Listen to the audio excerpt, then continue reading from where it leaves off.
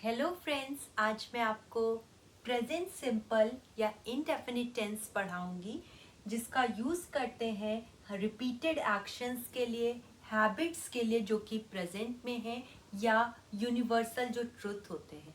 सो repeated action जैसे आपने कहा कि आप ब्रश रोज़ करते हैं, पानी रोज़ पीते हैं, खाना रोज़ खाते हैं, तो कोई भी एक्शन जो आप बार बार रिपीट करते हैं उनको हम रिपीटेड एक्शंस कहते हैं। वो हमारी हैबिट्स होती हैं और जो रिपीटेड एक्शंस होते हैं वो डेली बेस पे, वीकली, मंथली या ईयरली भी हो सकते हैं। जो डेली बेस पे होते हैं जैसे कि आप नहाते रोज हैं, ब्रश रोज करते हैं, वो आपके डेली एक्शन है। वीकली हो सकता है कि आप मार्केट जाते हैं, मंथली हो सकता है आप बिल जमा करते हैं, ईयरली हो सकता है आप अपना जन्मदिन मनाते हैं। तो कोई भी एक्शंस जो आप प्रेजेंट में बार बार रिपीट करेंगे वो प्रेजेंट सिंपल या इनडेफिनिट होते हैं। और यूनिवर्सल ट्रुथ में भी हम इसका यूज करते हैं। यूनिवर्सल ट्रुथ का मतलब होता है एक ऐसा सच जिसको कोई बदल नहीं सकता। जैसे मैंने बोला the sun rises in the east, सूरज पूरब में निकलता है, तो वो एक यूनिवर्सल ट्रुथ है। अभी हम इसका रूल देखेंगे, subject verb first form plus object. And ये रूल है पॉजिटिव सेंटेंसेस का। पॉजिटिव सेंटेंस एक ऐसा सेंटेंस होता है जहाँ पे हम नॉट का यूज नहीं करते हैं, जहाँ पे हम कोई क्वेश्चंस नहीं पूछते हैं, और सिंगुलर वर्ब के साथ एस या ई एस लग जाएगा, लेकिन प्लूरल वर्ब जो होंगी उसमें एस या ई एस नहीं लगेगा। सो फर्स्ट इंपॉर्टेंट थिंग हमें याद रखनी है कि प्रेजेंट सिंपल में हमेशा वर्ब की फर्स्ट फॉर्म लगेगी और सिंगुलर वर्ब के साथ एस या ई एस लग जाएगा। हमारे सिंगुलर सब्जेक्ट्स कौन से होते हैं? ही, शी, इट, वन थिंग और वन पर्सन। एक लड़का है, ही है, एक लड़की है, शी है। इट हम यूज करते हैं कोई भी नॉन लिविंग थिंग, बेजान चीज या कोई छोटे एनिमल या बर्ड के लिए। कोई एक थिंग है या एक पर्सन है, इन सारी चीजों को हम सिंगुलर सब्जेक्ट्स कहते हैं। और इनके साथ वर्ब की फर्स्ट फॉर्म में हम एस या ई एस लगा देंगे। हमारे प्लूरल सब्जेक्ट्स होते हैं यू, दे, आई, वी। यहाँ पे यू दो बार हो गया है तो ठीक है, they, I, we, you and more than one person. तो इनके साथ वर्ब की फर्स्ट फॉर्म तो लगेगी, लेकिन एस या ई एस नहीं लगाते हैं। ये आई और यू आपका एक्सेप्शन है, अपवाद है कि ये सिंगल है, लेकिन हम इनके साथ हमेशा प्लूरल वर्ब ही लगाते हैं। आई होप आपको ये क्लियर हुआ होगा। अभी हम इसको और एग्जाम्पल से समझते हैं। ओके, तो अभी हम कुछ एग्जाम्पल्स देखते हैं। आई रोस्ट चिकन, मैं चिकन भूनती हूँ और भूनता हूँ। ही सोक्स चिक पीस, चिक पीस होते हैं जो छोले होते हैं, उनको हम चिक पीस बोलते हैं। ही सोक्स चिक पीस मतलब वो छोले भिगोता है। शी बिलीव्स हिम, वो उस पे यकीन करती है। नेक्स्ट है we pick over rice. Pick over का मतलब होता है बीनना, हम चावल बीनते हैं। एंड नेक्स्ट है दे प्ले क्रिकेट, वे क्रिकेट खेलते हैं। नेक्स्ट एग्जाम्पल है the earth revolves around the sun, यहाँ पे भी ई एस आएगा। सो अर्थ पृथ्वी सूर्य के चारों ओर घूमती है। इट फ्लाइज, तो यहाँ पे आपने देखा जो भी सिंगुलर सब्जेक्ट थे, ही के साथ एस आ गया, शी के साथ ई एस आ गया, इट के साथ ई एस आ गया। अर्थ हमारा जो कि सिंगुलर है और अर्थ के साथ भी ई एस आ गया। तो जो भी हमारे सिंगुलर वर्ब होंगे, सिंगुलर सब्जेक्ट और सिंगुलर वर्ब होंगे, उनके साथ ई एस लगेगा। सो आई रोस्ट चिकन का मतलब हुआ मैं चिकन भूनता हूँ या मैं चिकन भूनती हूँ। ही सोक्स चिकपीस, वो छोले भिगोता है। शी बिलीव्स हिम, वो उस पे यकीन करती है। वी पिक ओवर राइस, हम चावल बीनते हैं। दे प्ले क्रिकेट, वे क्रिकेट खेलते हैं। The earth revolves around the sun, पृथ्वी सूर्य के चारों ओर घूमती है। इट फ्लाइज, ये उड़ता है। तो इट किसी भी नॉन लिविंग चीजों के लिए या कोई भी जो छोटा एनिमल है या बर्ड है, इंसेक्ट है, कीड़ा है, उसके लिए हम यूज कर सकते हैं। तो आई होप आपको ये एग्जाम्पल्स क्लियर हुए होंगे। इस तरह के जो हिंदी सेंटेंस है आप देख रहे हैं, एंडिंग जो होती है वो ता है, ती है, ते है, तो मतलब जो भी काम आप बार बार करते हैं। सो अभी हम इसका निगेटिव पार्ट देखेंगे कि कैसे हम प्रेजेंट सिंपल या इंडेफिनिट में निगेटिव सेंटेंसेस बनाएंगे। हेलो फ्रेंड्स, तो अभी हम प्रेजेंट सिंपल का निगेटिव यूज देखेंगे। तो पहले हमें समझना होगा कि निगेटिव सेंटेंसेस क्या होते हैं। निगेटिव सेंटेंसेस एक ऐसे सेंटेंसेस जिसमें आप हिंदी में नहीं या इंग्लिश में आप नॉट का यूज करते हैं, उसे हम निगेटिव सेंटेंसेस कहते हैं। तो प्रेजेंट सिंपल या इंडेफिनिट के जो निगेटिव सेंटेंसेस है उसका रूल क्या है? सब्जेक्ट प्लस डजंट और डोंट प्लस वर्ब की फर्स्ट फॉर्म प्लस ऑब्जेक्ट। सो आपका जो डजंट होता है वो हम हमेशा सिंगुलर सब्जेक्ट के साथ लगाएंगे और डोंट हम हमेशा प्लूरल सब्जेक्ट के साथ लगाएंगे। यहाँ पे हमें एक चीज याद रखनी है कि no SES with any subject, किसी भी सब्जेक्ट के साथ, चाहे वो आपका सब्जेक्ट सिंगुलर हो या प्लूरल हो, किसी के भी साथ S या ES नहीं लगाएंगे। क्यों नहीं लगाएंगे? क्योंकि जहाँ हम देखते हैं सिंगुलर में डू के बाद ES एक पहले से लगा है, डज में यहाँ पे ES पहले से लगा है, और प्लूरल सब्जेक्ट्स में हम कभी भी S या ES लगाते नहीं है। सो ये बेसिक रूल है, अगर आप ये समझ गए तो आप कभी भी नहीं भूलेंगे। यहाँ पे आप देख सकते हैं कि डू में एक ES लगा है, तो हमने जो रूल पढ़ा था कि सिंगुलर में वर्ब के साथ एस या ES लगता है, तो यहाँ पे ES लगा है, इसलिए अब हमें एक्स्ट्रा S या ES नेगेटिव में लगाने की जरूरत नहीं है। अभी हम इसको और एग्जाम्पल से समझते हैं। अभी हम निगेटिव्स के एग्जाम्पल देखते हैं।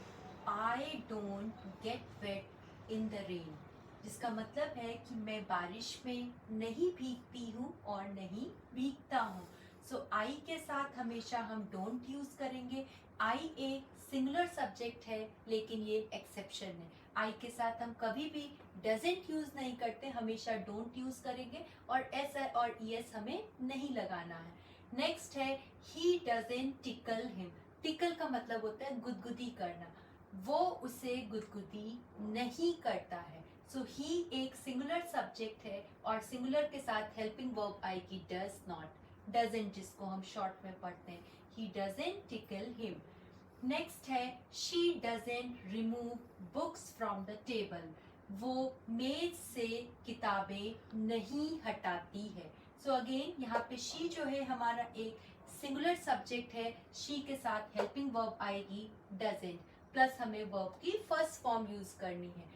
नेक्स्ट एग्जाम्पल है we don't make a plan, हम योजना नहीं बनाते हैं। तो वी हमेशा एक प्लूरल सब्जेक्ट होता है, और प्लूरल सब्जेक्ट के साथ जो हेल्पिंग वर्ब आएगी वो आएगी डोंट, और मेन वर्ब आएगी वर्ब की फर्स्ट फॉर्म, हम योजना नहीं बनाते हैं। नेक्स्ट है they don't solve a problem, way problem solve नहीं करते हैं या वो परेशानी नहीं सुलझाते हैं।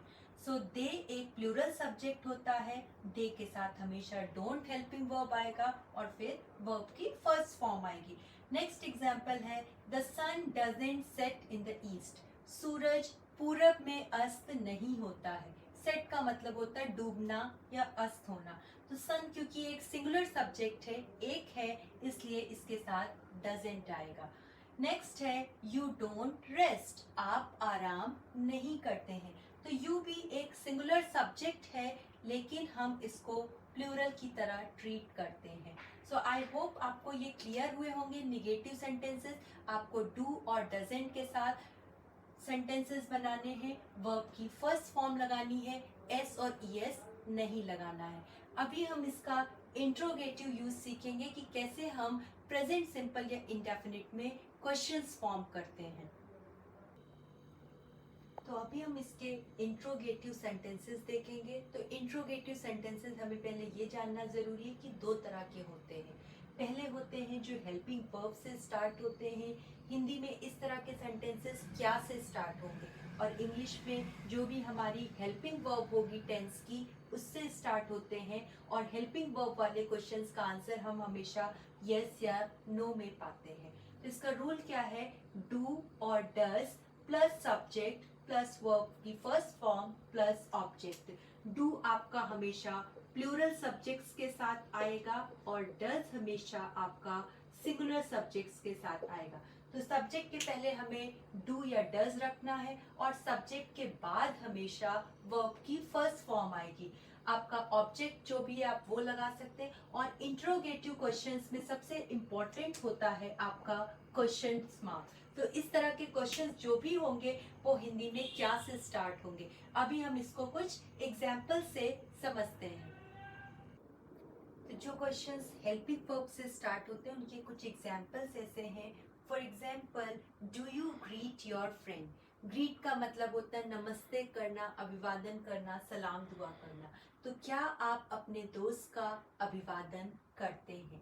Does she not help others. क्या वो दूसरों की मदद नहीं करती है। अगर आपके सेंटेंस में यस नो वाले क्वेश्चंस में नहीं शब्द आता है, नॉट आता है, तो आप उसको हमेशा सब्जेक्ट के बाद रखेंगे। Does she not help others. Next है, does he polish his shoes. क्या वो अपने जूते पॉलिश करता है। नेक्स्ट है, do they not hospitalise the needy. Hospitalise का मतलब होता है भर्ती कराना और द नीडी का मतलब होता है जो जरूरतमंद लोग हैं।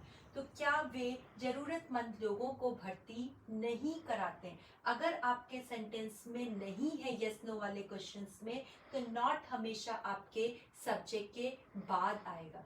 हेल्पिंग वर्ब सब्जेक्ट के पहले आएगी और नॉट अगर है तो बाद में, और प्लस वर्ब की फर्स्ट फॉर्म आएगी। वर्ब की फर्स्ट फॉर्म भी आपके हमेशा सब्जेक्ट के बाद आएगी। डज अ हेन ले एग। क्या मुर्गी अंडा देती है। सो इस तरह के आप क्वेश्चंस तो देख रहे हैं, इसकी भी एंडिंग सेम है, लाइक ता है, ती है, ते है।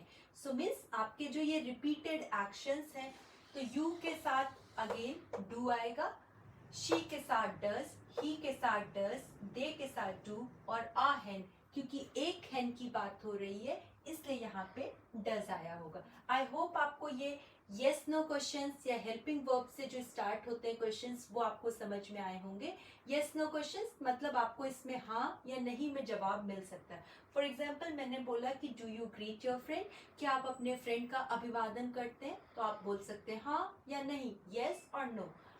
अभी हम देखेंगे इसके WH क्वेश्चंस। जी, प्रेजेंट सिंपल या इंडेफिनिट में WH क्वेश्चंस कैसे फॉर्म करते हैं वो अभी हम देखेंगे। तो अभी हम यहाँ पे WH से जो स्टार्ट होते हैं इंट्रोगेटिव्स उनको सीखेंगे। WH इंट्रोगेटिव का मतलब क्या है कि जहाँ पे आपको फुल डिटेल्स मिलते हैं। आपको आंसर जो है, आपको जवाब हमेशा यस या नो में नहीं मिलता, बल्कि आपको पूरा आंसर मिलता है। और इस तरह के जो वर्ड्स होते हैं, क्यों, कहाँ, कब, कैसे, क्या, कौन से, ये हिंदी में हमेशा बीच में आते हैं, लाइक सेंटेंस के मिडिल में आएंगे। जबकि यस नो क्वेश्चंस में हमेशा क्या जो है सेंटेंस की बिगिनिंग में आएगा, शुरुआत में आएगा। तो इन तरह के सेंटेंसेस को फॉर्म कैसे करते हैं, सबसे पहले हमारे जो WH वर्ड्स होते हैं उनको लिखेंगे, फिर डू या डज लगाएंगे। डू आपका प्लूरल के साथ आएगा, डज सिंगुलर के साथ आएगा, सब्जेक्ट आएगा। अगर आपके क्वेश्चंस में नॉट भी है तो आप नॉट ऐड कर सकते हैं, अदरवाइज आप स्किप कर सकते हैं। वर्ब की फर्स्ट फॉर्म आएगी plus object plus question mark. तो आपको ये याद रखना है कि ऑब्जेक्ट्स जो हैं वो हमेशा ऑप्शनल होते हैं। आप किसी भी पॉजिटिव, निगेटिव, इंट्रोगेटिव कहीं भी ऑब्जेक्ट को स्किप कर सकते हैं। तो कॉमन WH वर्ड्स कौन से हैं हमारे, वाई, वाई मीन्स क्यों, वेयर, वेयर मीन्स कहाँ, when, when मीन्स कब, हाउ, हाउ मीन्स कैसे, what, what मीन्स क्या, which मीन्स कौन सा। फॉर एग्जाम्पल, अगर मैंने कहा कि आप वहां क्यों जाते हैं, so then you need to give me the detail. मैंने पूछा आप कहाँ जाते हैं, then again you need to give the detail. So WH questions में हमेशा हमें details मिलते हैं। सो कंफ्यूज नहीं होना है। जो हेल्पिंग वर्ब वाले होते हैं उसमें हमें जवाब हाँ या नहीं में मिलता है, यस नो में मिलता है, लेकिन इसमें हमें हमेशा फुल डिटेल्स मिलते हैं। और in Hindi WH words come in the middle of the sentence, sentence के बीच में हमेशा ये WH वर्ड्स आएंगे। तो अभी हम इनके एग्जाम्पल्स देखेंगे। तो अभी हम यहाँ पे WH वर्ड्स के एग्जाम्पल्स देखेंगे। How do you soften a butter. Soften का मतलब होता है कोई चीज नरम करना, मुलायम करना। तो आप मक्खन को कैसे नरम करते हैं या कैसे पिघलाते हैं, ठीक है। तो यहाँ पे आपको एक फुल डिस्क्रिप्शन चाहिए, यस नो में आंसर नहीं होगा, इसलिए ये WH क्वेश्चन है। नेक्स्ट है why does he not shave. वो दाढ़ी क्यों नहीं बनाता है। When does she smile. वो कब मुस्कुराती है। Why do they not weave the clothes. Weave का मतलब होता है बुनना। वे कपड़ों को क्यों नहीं बुनते। तो अगर आपके WH क्वेश्चंस में नॉट है तो वो सब्जेक्ट के बाद आएगा। नेक्स्ट है व्हाट डज शी बाय। वो क्या खरीदती है।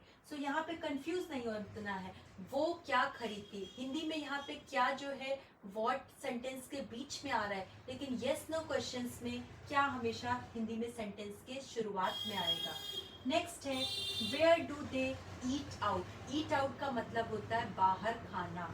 वे कहाँ बाहर खाते हैं। सो आई होप आपको ये प्रेजेंट सिंपल या इनडेफिनिट टेंस क्लियर हुआ होगा। आप खुद से प्रैक्टिस करिए, ज़्यादा से ज़्यादा वर्ब्स लीजिए और उनके साथ सेंटेंस बनाइए। अगर आपको वीडियो अच्छा लगा हो तो इसे लाइक करिए, शेयर करिए। Thank you.